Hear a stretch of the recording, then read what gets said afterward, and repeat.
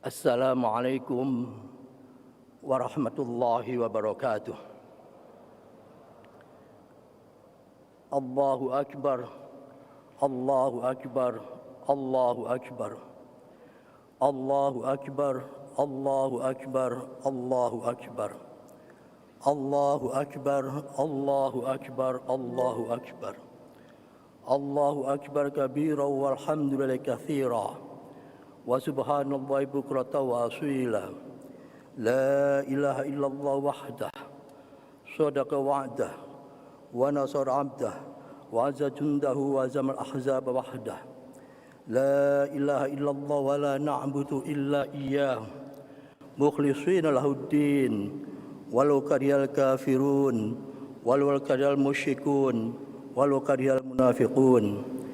Innal hamdalillah nahmaduhu wa nasta'inuhu wa nastaghfiruh wa na'udzu billahi min syururi anfusina wa min sayyiati a'malina may yahdihillahu fala mudilla lahu wa may yudlil fala hadiya lahu asyhadu an la ilaha illallah wahdahu la syarika lahu wa asyhadu anna muhammadan abduhu wa rasuluh.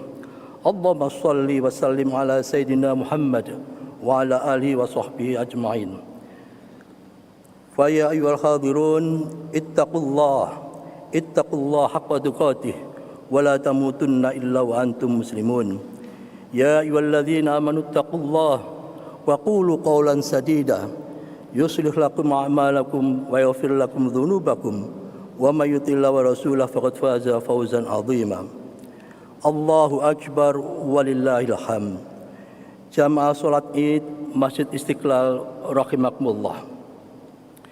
Alhamdulillah, sungguh sangat sempurna atas pertemuan nikmat iman, kesehatan, kesempatan, dan aman, sehingga kita dapat melaksanakan sholat Idul Adha di Masjid Istiqlal ini dalam keadaan sehat walafiat dan membahagiakan.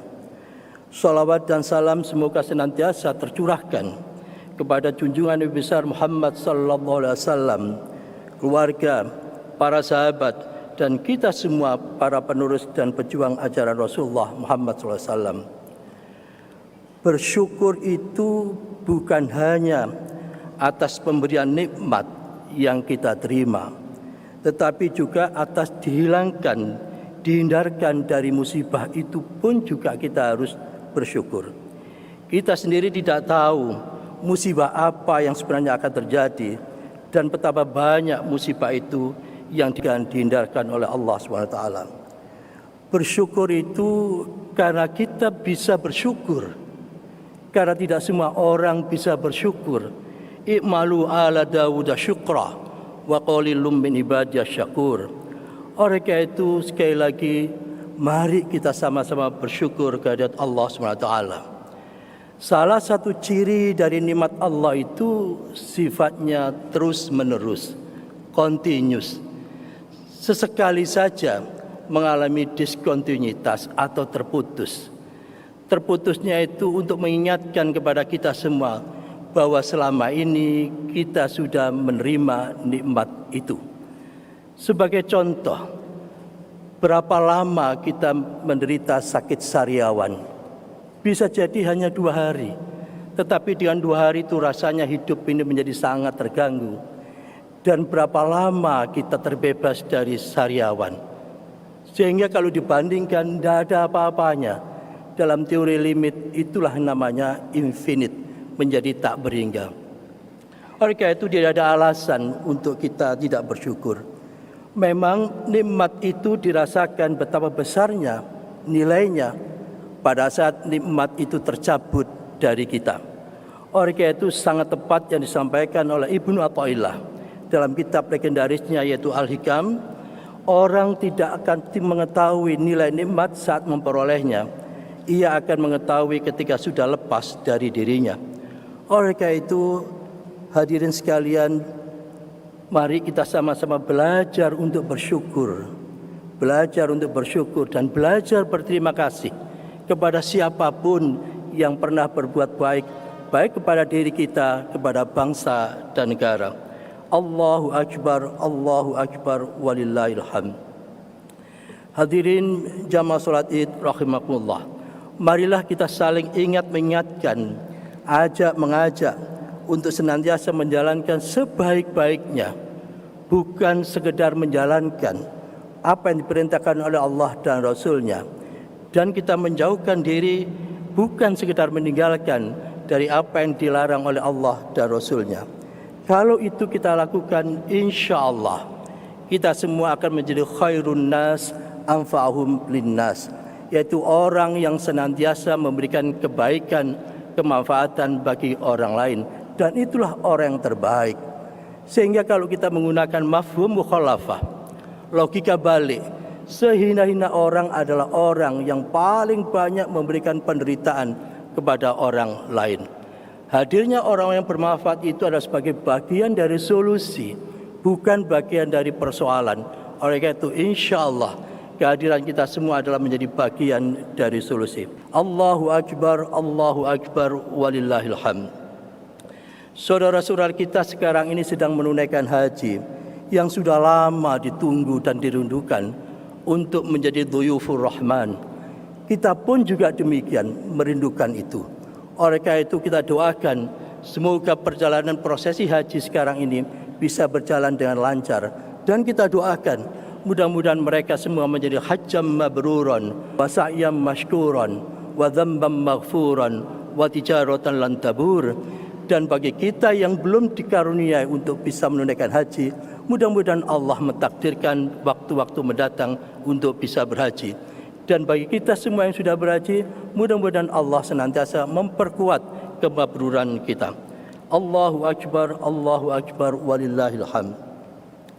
Ibadah haji itu adalah ibadah yang penuh pergerakan, sangat dinamis dalam dimensi posisi atau ruang dan waktu. Itulah pelajaran hidup dan itulah perjalanan hidup. Selalu bergerak dalam dimensi ruang dan waktu yang pergerakannya semuanya akan berujung kepada Allah Subhanahu wa taala. Yang tidak hanya diungkapkan pada saat mengalami musibah, tetapi sebagai pengingat bahwa apapun yang kita lakukan, muaranya adalah ketertundukan dan kepatuhan kepada Yang Maha Kuasa. Alladzina idza asabathum musibah qalu inna lillahi wa inna ilaihi raji'un. Dalam ibadah salat kita harus tumakninah. Koordinatnya tetap, tetapi dalam ibadah haji justru bergerak dan bergerak. Pergerakan tersebut dilakukan bukan sendirian, akan tetapi setiap orang melakukannya, sehingga terjadi pergumulan dan interaksi fisik antar jamaah. Semangat ta'awun atau saling membantu dan egosentris seringkali berbenturan dalam proses ibadah haji, dan itulah realitas kehidupan itu, antara ingin membantu dan kepentingan diri sendiri. Memang berbeda antara filosofi kompetisi, musabaqah, dan kolaborasi muawanah. Dalam musabaqah, fastabiq, yaitu to be in advance, untuk meraih kemenangan harus mengalahkan yang lain. Jargonnya adalah menang atau kalah. Namun sangat berbeda dengan kolaborasi.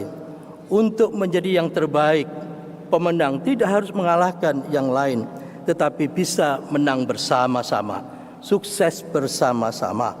Itulah esensi kolaborasi atau muawanah. Esensi kekitaan lebih dominan dibanding dengan esensi keakuan. Nahnuisme lebih dominan dibanding dengan anaisme. Pertanyaannya adalah, bagaimana kita bisa melakukan transformasi dari saya menjadi kami dan kami menjadi kita? Yakinlah, kekuatan dan kedahsyatan itu akan diperoleh dalam bingkai kekitaan, the power of we. Kekuatan hanya bisa dibangun melalui prinsip mutualitas positif, karena memang ada mutualitas negatif, yaitu saling merusak dan saling menjatuhkan. Mutualitas positif hanya bisa dibangun atas dasar kedekatan, proximity, bukan kerenggangan, inklusif bukan eksklusif, kesuburan sosial bukan kegersangan sosial, kesantunan bukan kecongkaan. Apresiasi atas prestasi bukan cibiran. Saling memberi bukan saling mengambil atau mencuri. Membangun jiwa kedermawanan atau filantropis, semangat saling memberi bukan kepelitan, itu bisa dijadikan sebagai mesin untuk merekatkan hubungan di dalam masyarakat. Salah satu hadis yang sangat terkenal yang sering kita dengar, as-sakhi, yaitu orang yang dermawan itu qaribu minallah, dekat dengan Allah, qaribu minal jannah, dekat dengan surga, qaribu minan nas, dekat dengan manusia, tapi dia ba'idum minan nar, jauh dari neraka. Wal bakhil, dan orang pelit itu adalah ba'idum minallah, jauh dari Allah, ba'idum minal jannah, jauh dari surga, dan ba'idum minan